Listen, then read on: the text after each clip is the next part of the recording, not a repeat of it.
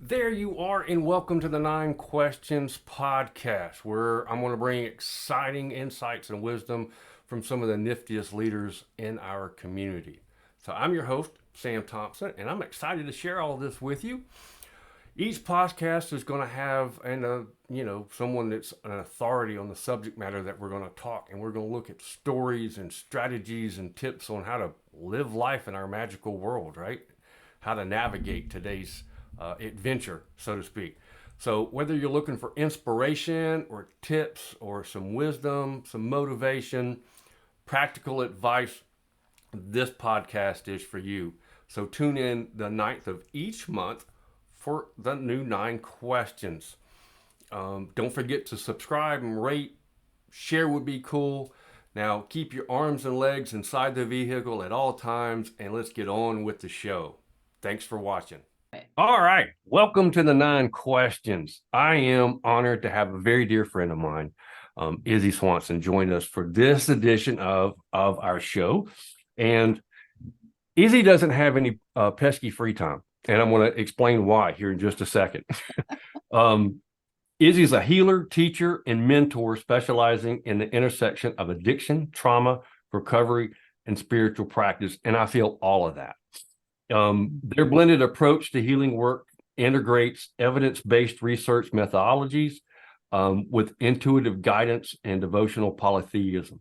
This dynamic perspective allows them to craft new healing modalities, forge, I love the way they word that, progressive pathways for recovery, and shape their work to support lived experiences in today's current world.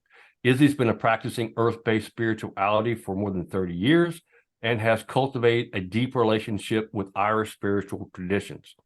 They've been a speaker and facilitator of courses focused on Celtic polytheism since 2013. Izzy is a co-founder of the Order of Crows, a priesthood tradition honoring the Morrigan, and member of the Coru Priesthood. They are the owner of Liminal Crossings and the Feileacan Ministry Wellness Center in downtown Austin, Texas. Downtown, y'all.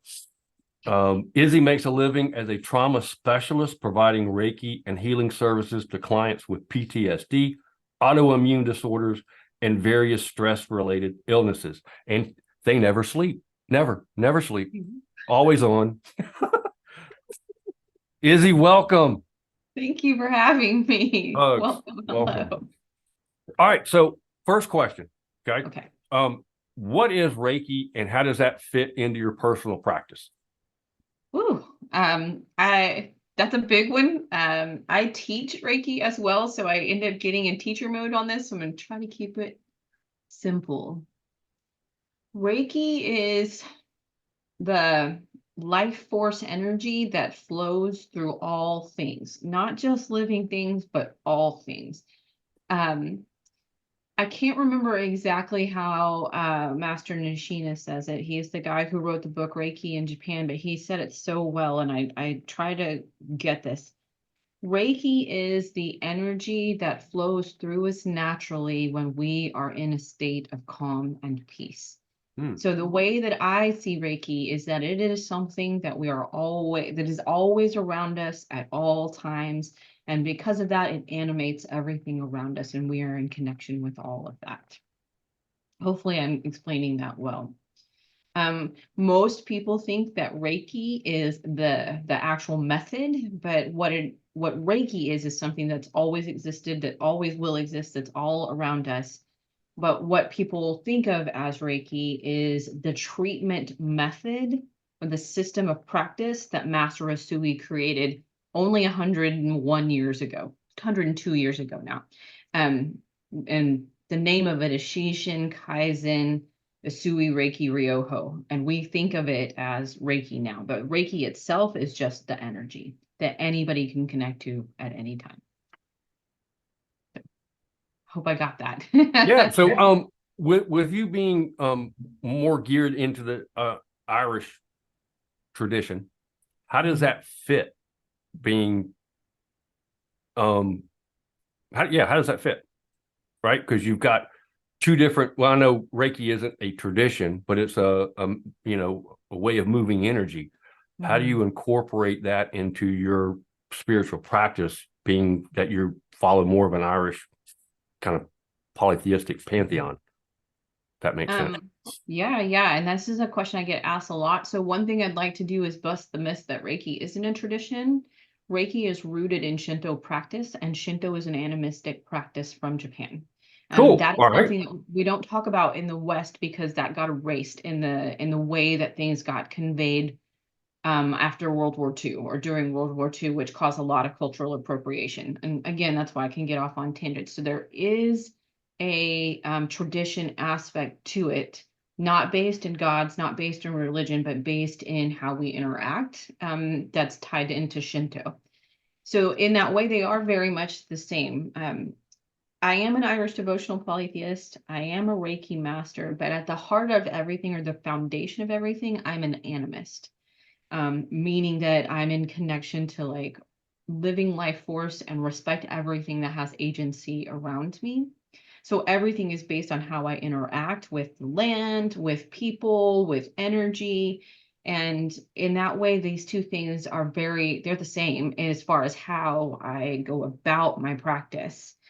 When it comes to Reiki itself, when I'm teaching or when I'm practicing it, I don't necessarily blend those two things.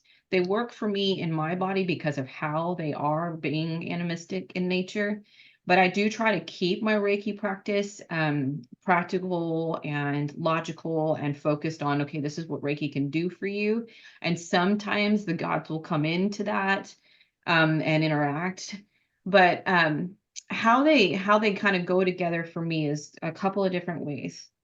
One is that when you become attuned to Reiki and when you like master the craft or the practice of Reiki, what happens is that the gifts that you already have, your innate abilities, like if you're clairvoyant, if you're psychic, if you're clairaudient, whatever those gifts are, those things become amplified and more powerful because you're so deeply connected and you have a practice of getting calm and rooted in your body. So what happened for me is the more in depth I got with Reiki practice, the more dead people I start seeing, and the more trauma I start seeing, and the more I start talking to beings and that other people can't see. And there's this, like, the boundary for me between the worlds is very, very thin and sometimes not there at all because I'm so amplified by my Reiki practice. But they're not Reiki is Reiki, psychopump work is psychopump work, but they go together because Reiki keeps me calm and grounded and balanced, and how is my like practice for how I exist in my day-to-day life.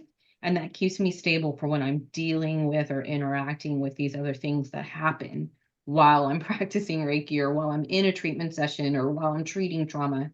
And that's how they kind of go together.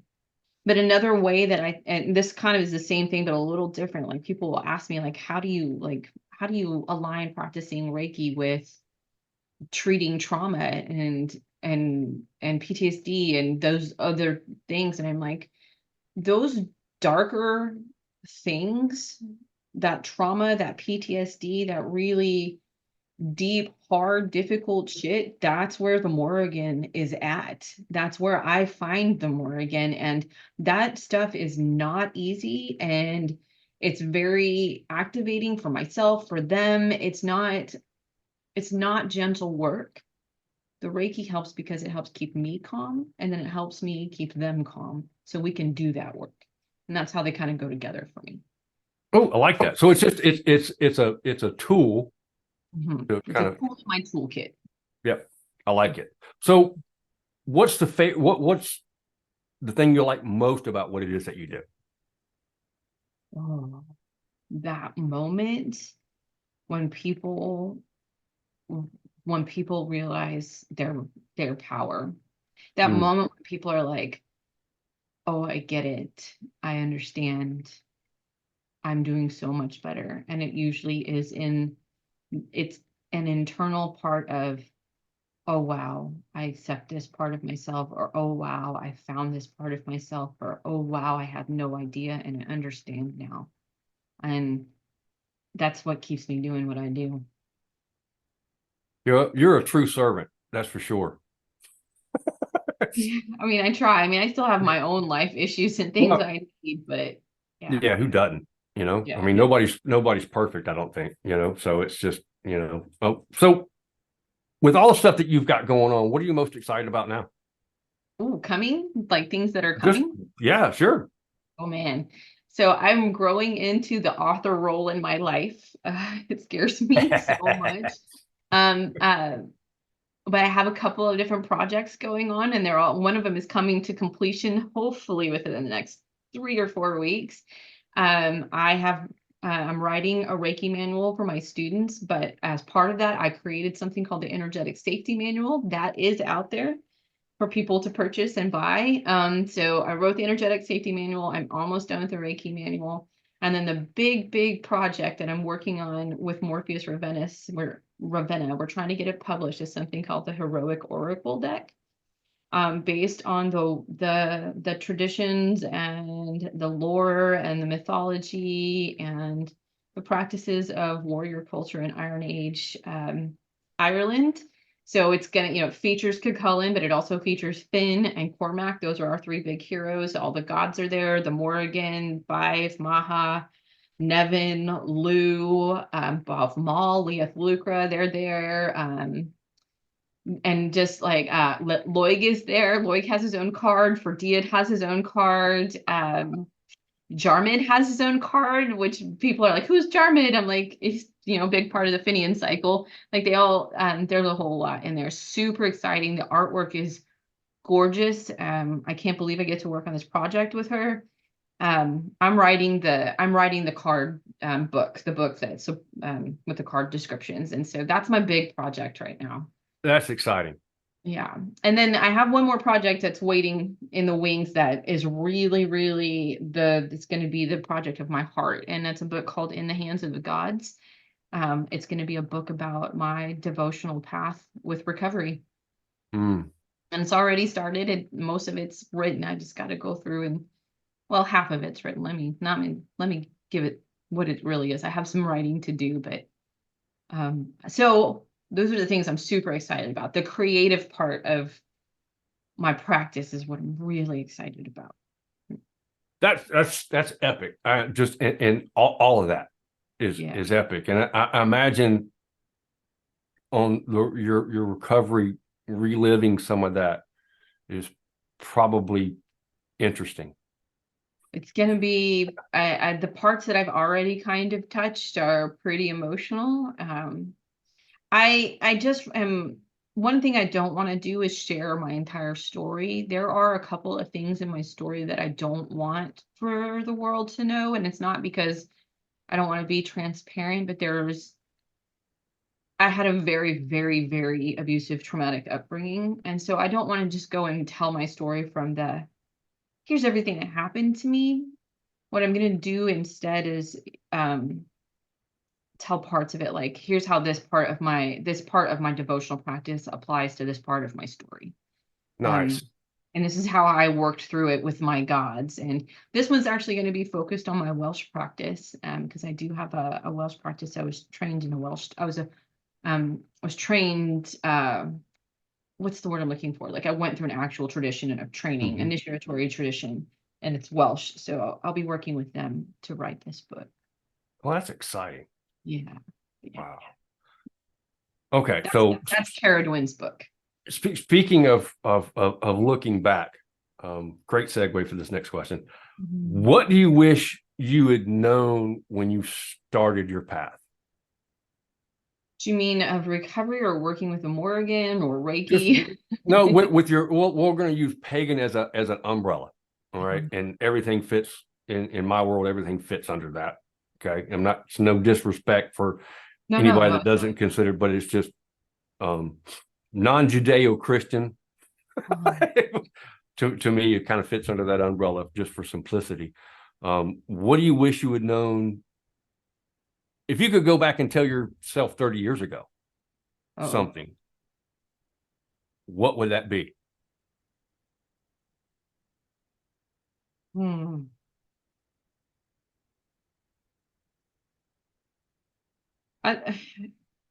Is it okay if I look at it as kind of a lesson that I've learned? Sure. Yeah. Because I wish I had gone into things differently. and with a different mindset, because I came into paganism believing that because people were pagans, they would behave differently. Ah, And instead, I learned that some of the behaviors are no different than the Christian cult I was raised in. I was raised in a cult. And um, people didn't act differently because they were pagans. They actually did the exact same things that people did to me in the Christian church.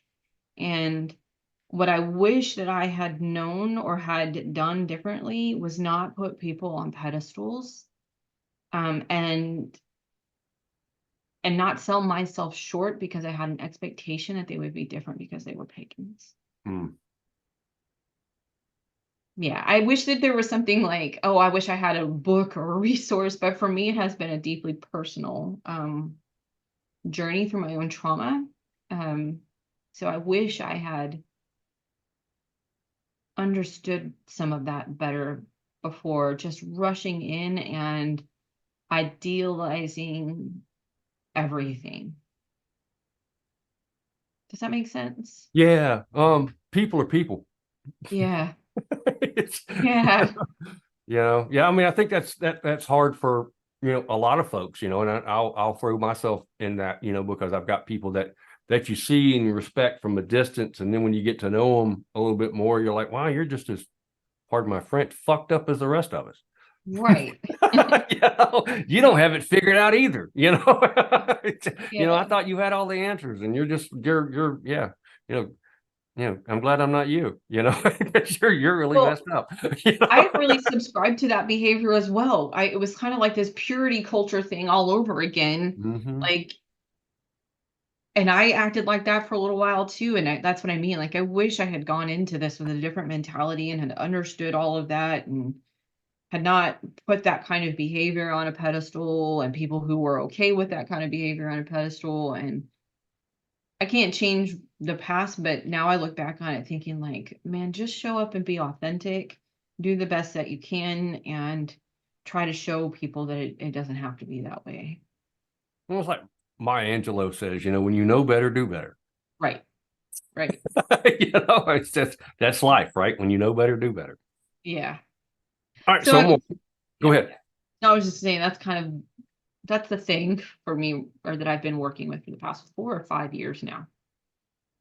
And it's not easy, Mm. Yeah.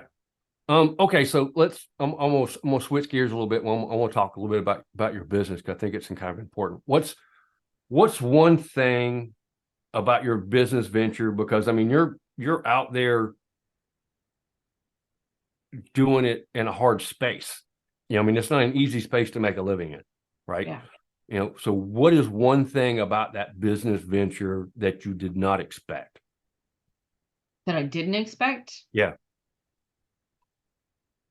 Hmm.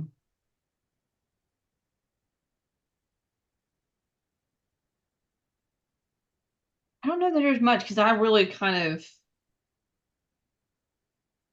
I mean, I did the whole jump off the deep end, build it. If you build it, they will come. But I knew kind of this is not going to be easy. And nothing that's happened has surprised me as far as business goes. Like the biggest struggles I've had in my personal life around trying to run my business. Because life still happened to me while I'm trying to run my business. Um,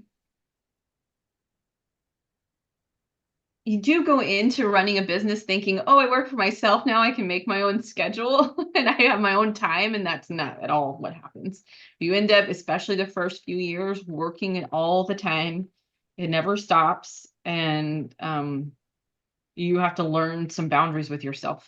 You have to learn to, like, you're the one in control of the ship, and you're the one who's going to have to learn how to say no to yourself and other people. And so I think maybe that might be the most surprising thing, just how much work I needed to put in. And it wasn't that I didn't know it was going to be a lot of work. It's that I had to learn to stop and trust that it's going to be okay. You can't do everything all at one time. You Another hard cannot. lesson. Yeah. And Yeah. those of us that are Capricorns, we don't know but one speed, which is all in and all the time. you Yeah. know. I've had to learn some lessons with, like, here's the thing. Here's the thing I learned. You will never win a competition with your to-do list. You will never win a competition with your to-do list. When you own a business, there is always a list of things to do. When you finish one thing, another thing starts, or it Or opens two. up another thing. Yeah, exactly. And so you can start the day thinking, I'm going to get this all done, and you only get a portion of it done. And it creates this sense of I'm failing sometimes if you're like, I can't get it done, I'm not doing it right. So I have had to learn, like, stop measuring what didn't get done and measure what did get done, because it's not like you're not doing the work. It's not like you're not showing up, but you're only looking at what's wrong instead of looking at what's right. And no matter what, that to-do list is never going to be complete. I've been in business for 10 and a half years. I have never completed a to-do list. So that was a thing. I think I had to learn, like, to learn how to accept, like, success without completion. Mm. Mhm. I know one of the things that I learned early on was a phrase that I got from Jack Canfield, which was ready, fire, aim. Mhm. You know, which was sometimes you just got to start to do something. And then when you figure, okay, that's not working, let me adjust it and try this, you know, because I don't know about you, but I'm a perfectionist. Yeah, Yeah, me too. yeah, you know, and if it's not just perfect, I don't want to put my name on it, right? I don't want to Mhm. put it out there, you know, Yeah. and so as a result, a lot of stuff didn't get done that needed to get done because it wasn't up to my standards, you Yeah. know, and you got to let go of some of that sometimes. Yeah. Not that it's just good enough and you're kind of haphazard, willy-nilly with it. It's just, you know, you got to get the ball rolling, you know, you got to, yeah, that's a hard one. All right. You So know, I was gonna add one thing. If you treat it like the 12 steps, 'cause I'm in recovery, if you treat it like the 12 steps, remember that with the 12 steps, it's all like one little step at a time. And eventually you get down the road and you've taken a bunch of little steps and you look back and you see how far you've come. You have to do that with business too. Like, you have to just one little step at a time. And as you continue, you see, like, there's the beginning and here's where I am now. so Sorry. with everything that you have going on, Mhm. I do. when you do, you know, get around to feeling overwhelmed, Uh-huh. right, and kind of out of sorts and a little wonky and out of focus, and um, how do you reset? You know, what do you do to kind of recenter?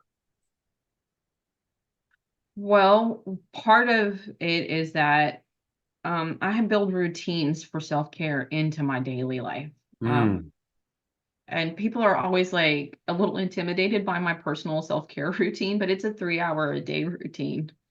I journal every single day. I go through a gratitude list and a success list every single day.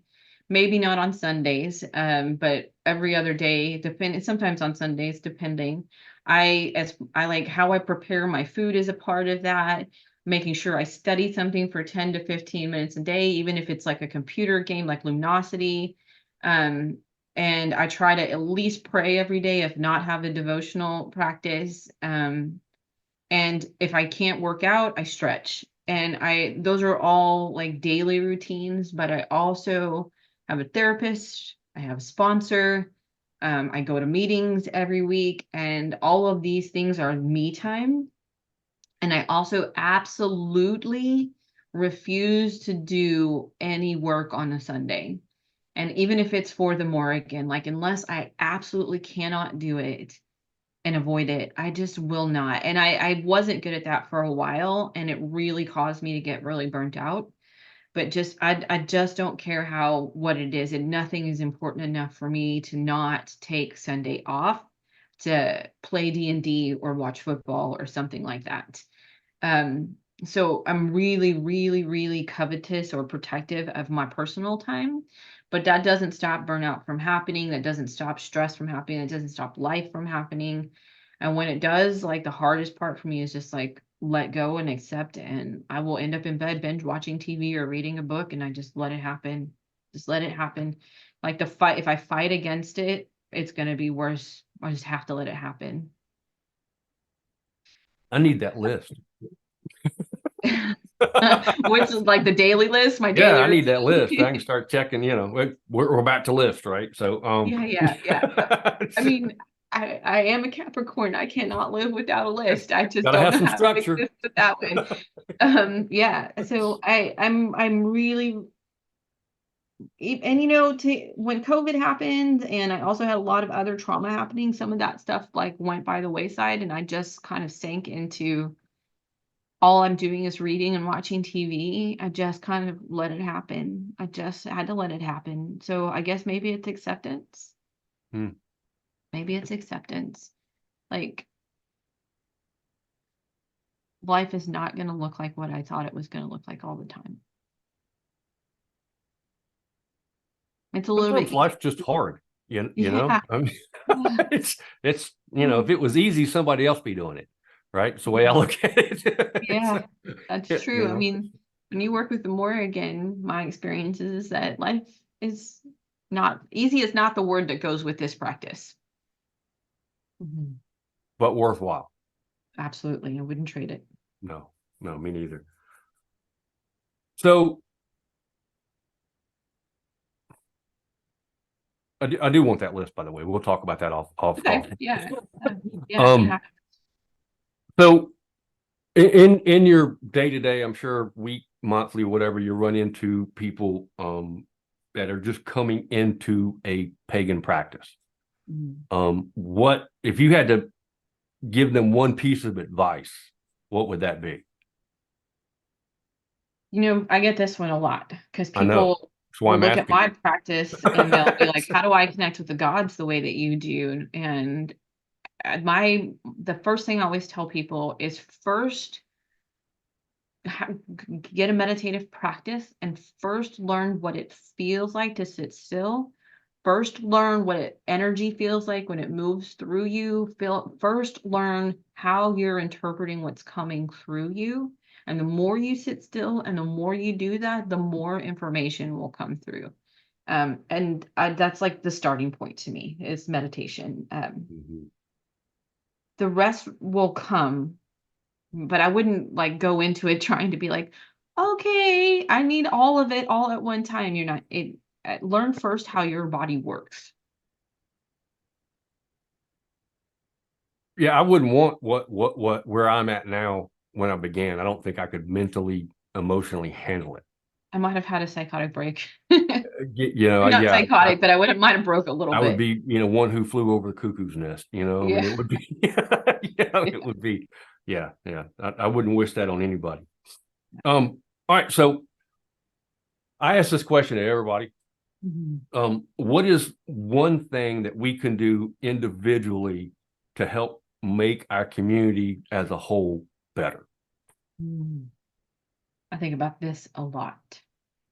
My perspective on this is changing a little bit. I'm currently in a paradigm shift with this. Instead of trying to save everybody and show everything that you can do to help people, shift your perspective to how can we do this together? What can I do with you? And one thing that I've stopped spending as much time on social media because I'm not making a positive impact by constantly yelling into the void about what we need to do. I feel like I make a positive impact when I show up and just do the work, i.e., if there is a storm and there are refugees who need help, I will just go. And that is not meant to, hey, look what I do. But it is meant instead of looking at, hey, look what I do, just go do the work. Just go do the thing that makes the positive impact that you know that you can do. Don't push yourself to do things you can't do. And just show up and do the work. And most of the time, showing up and doing the work for me is going to work and seeing my clients. I just don't, I'm as much of a person in this as everybody else. And how can we do this together? And how can I just show up today? I don't know that everybody needs to be saved. Not in a, hey, we don't need help. I'm just saying, like, everybody's approaching this from, I need to save everybody, instead of, hey, we're in this together. I don't know if that helps. No, I think that's a great answer. Mhm. You got to kind of just meet people where they are. Yeah. Yeah. But as I mentioned, I'm in a paradigm shift with this. That's okay. That's okay. I think I feel that. But from our conversation earlier, I feel that. All right, so this is not a question, but I've gotten bits and pieces, but I want to hear it. You got to do an amazing next level thing that probably a lot of people don't know about. Your talk, your presentation. I keep forgetting that it's real and it happened. Yeah, I know. I mean, I was just like, holy crap, wow. What do you want to know about it? What was it? What was that experience like? First, I want you to explain what it is that you did, and then I want you to just kind of give us a little behind the scenes what that felt like. I mean, what was that? I mean, 'cause that's like, wow. I mean, that's not something that very small part of the population even gets to hear, let alone take an active role in it. I know. I'm still in awe. It's almost like it wasn't me, it was someone else. I always forget that, oh, that's real. That happened. Oh gosh, that's real. I did it. So the thing that happened is I got to speak at Harvard. This is the Harvard, not the Harvard University Harvard. in Cambridge or Boston or wherever, I can't remember because my brain went Lulu on that. Harvard's Divinity School has a program for alternative spiritualities, and they have a conference. They had a conference on the uses and abuses of power in alternative spiritual communities. And I did a talk called The Mirror Within the Mirror Within Abuse and Hope in Devotional Polytheism. And I didn't even know that I was going to get to go. It was a last minute thing. I just shot in the dark with it. And I actually got to go to Harvard in person and present my paper and have a group discussion on my paper last April. So that's the thing that happened. I forgot what the rest of the question was because my brain was. What was it like? I mean, oh my gosh, it was so I have to say that it was one of the most amazing things I've ever experienced in my life, and it was very traumatizing. I can in imagine. This way. Because what happened is they were looking for people who had experience with religious cults and things of that nature. So my story is that I was raised in a Christian cult, and then about 4 or 5 years ago began being bullied by a mentor and a teacher that was not just a mentor or teacher, but a friend in the pagan community, openly and subversively. And it really traumatized me because everything that happened around that was exactly what happened to me when I was growing up in the church. And so I said, I was like, hey, I submitted this paper and I was like, I was raised in a cult. I was also in a cult-like environment in paganism. And here are the things that I saw that are similar and the things that need to change. And here are some solutions. And I put this in this paper, and they invited me to come and talk and share my experience. And so that's what happened. I got to go and tell my story and share it with academics in Harvard who got to see, like, this is what real world experience is like. And it was very healing for me. It was also very amazing for people who are like writing about this and studying this to see it and to like give me a voice. But the other thing that happened, and also it was like, who gets to go to Harvard? I got to go to Harvard, like, wow. But the other thing that happened is the entire weekend that I was there, everybody was, they're all academics and professors and things. They're like, what's your story? Why are you here? and I had to keep sharing my story. And they were most interested in my upbringing. And so I had to talk about my childhood abuse and the cult and the environment and the things my family did to me over and over and over and over and over again, which was fine. It was great. When I got done, I was emotionally exhausted. It was very, very difficult. But the other thing that happened was there were a few other people there who had also been raised in a cult. And as they shared their story and they heard me share my story, we were just like, wow, we're not alone. Wow, wow, this is so profound. Wow, amazing. And also every workshop that I went to, I was like, that's me. That's what happened to me. They had a workshop on like how to take care of children who've been taken out of high control groups. And somebody said, do you think that children who were raised in high control groups, that's their word for cult, do you think that children who were raised in high control groups end up in cults as adults? And I'm like, I'm right here. I'm right here. I'm your example. And they had a woman who gave a presentation on when does the state intervene and take children out? And they showed a picture, because I was raised in a Pentecostal church, but it's a whole long story why it was a cult. They showed a picture of kids in Pentecostal churches learning how to lay people out in the spirit. And I had to do that. I had to know how to do that by the time I was 10 years old. I had to learn how to speak in tongues. And so just seeing that was really like very affirming for me. And then they had another conversation about children who were raised in high control groups not being able to even acknowledge they were raised in a cult till 30 or 40 years after it happened. And that's my story.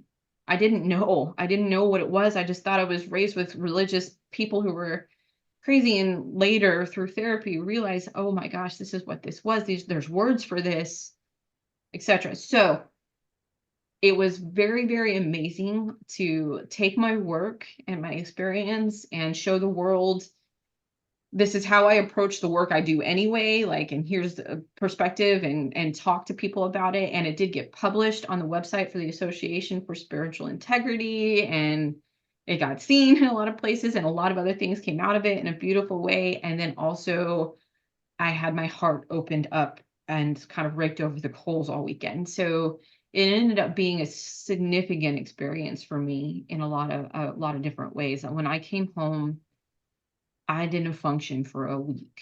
I didn't move off the couch for a week. Like, all of my little parts were just like so raw. And I'm still emotional about it a little bit. And maybe that's why I'm like, this is real. Did that happen? But that was what my experience, that I don't know if that's what you were looking for, Yeah, but no, that's what it was whatever like. you wanted to talk about. That's because I just think it's, number one, I mean, it's Harvard. I mean, that's like the, it's like, I shared my story with the world. It's out there, like it's on Harvard's website. It's yeah, on their it's not YouTube like you put it on a channel. blog somewhere, Yeah, yeah, Yeah, yeah, that's just amazing. But I think that's one of the things about you that I find so admirable is that you walk the talk. Oh, You and I think that's what makes you such a gifted healer, is because you've had to do it. mm, And I think, it's like, if you don't know where I'm at, how can you get me to where I need to be? And I think, and it's, and that's hard, on a lot of different levels. And just because you've gone through it doesn't mean it still doesn't hurt. yeah, And I am proud of you, but for that, because I was like, when I found out about it, I was like, oh my God, how yeah. cool is that? I It didn't was, know all the other stuff that kind of went with it. I just kind of, yeah, that's just, so thanks for sharing yeah, with yeah. that. You're welcome. It was a total fluke. One of the people that we know in recovery, or not in recovery, in our spiritual community, actually works at Harvard, and they were like, you are the person, you need to do this," and I did it, and I couldn't believe it happened. I just like, I'm gonna just do this and see what happens, and it happened. Well, as we said earlier, Mhm. you can't, don't wait for perfection. Sometimes you just got to do it, and then you'll figure it out as you go, you Yeah. know. I want you to know I was so nervous I couldn't look up from the podium I when I was reading my paper. I couldn't just like let it flow. I had to read every word off the paper. I couldn't pull my head up. I was just like, oh. Um, But then I had a 40-minute question and answer session afterwards where I was able to like look and engage. But while I was reading the thing, I was just like,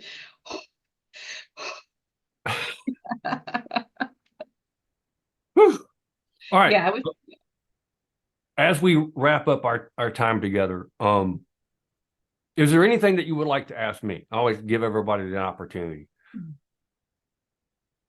I don't And if know. not, that's okay. Well, give me a second because Oh. I'll probably in 10 minutes after we get off this, I'll be like, oh, I should have asked that. Um, yeah. One of the things, I don't know if there's a question, but maybe a question will come out of it. One of the things that I really admire in your work is how much you let the Morrigan guide you in Mm, what you're doing. And um, as that's difficult for us Capricorns and other aspects of ourselves to let go and trust. So I am curious what that's like for you to like let her come through the mm. work. To me, I look at it as being an active spectator. Mm, I'm still very much involved in that work, and sometimes I don't even know what I'm doing until it's done. mm, I just know that whatever something needs to be done, right? So I need to do something. Um, and then I just start working, you mm, know, um, and I just start, pounding metal, grabbing metal, listening to the metal, just kind of, you know, where my Smith, if we're talking specifically Smithy oriented, it's dedicated to her anyway. So, mm, I've got that, but where I'm at and where I work right off is I have a shrine for her. mhm. So as I look up, I'm always, that's my focus, Yeah. so I think it's having that connection. Um, and I really don't feel out of control with it, even though it's being out of control. I don't really know that I have words for it. Mhm. I know that if it wasn't for originally my relationship with her, it wouldn't work, right? Because it's not something that you can just go willy-nilly at. I think, and I think that's with anybody that works with any deity. I think you have to have that relationship, and getting back to what you said earlier, it takes time, Mhm. you know. It's very euphoric when I'm done and I go, wow, look what I took part in. Because I never look at it as me creating something. I always look at it as me co-creating, Yeah. right? Because it's really not just me, right? And there's a rush. It's being an addict and an alcoholic. It's that high, without all the side effects. Mhm. you Yeah. know, I know that. I tell people that all the time. I'm like, I didn't have these experiences before I got clean, and now let me tell you what it's like now. and that's and it is just as addictive, Yeah. right? But it doesn't have all the side effects, right? It has a lot more work involved with it. Yeah, but there is a euphoria to it, you know. It doesn't happen, always, but when it does, whew, and the pieces that are created in that space, we'll talk about in a minute for the Patreon folks, but the pieces that are created within that space are magnificent. Yeah. No. Yeah. you Yeah. know, 100% agree. Izzy, thank you. Thank you. Thank you. Thank you. I'm grateful for you. I'm grateful for our friendship. I admire all the work that you do. And I am a huge cheerleader of your work. And if anybody, if anything that we talked about and Lizzie talked about and explained, resonates with you, please, please, please reach out to her. She is a phenomenal person, full of heart, but she doesn't sugarcoat, which speaks my language. I love that.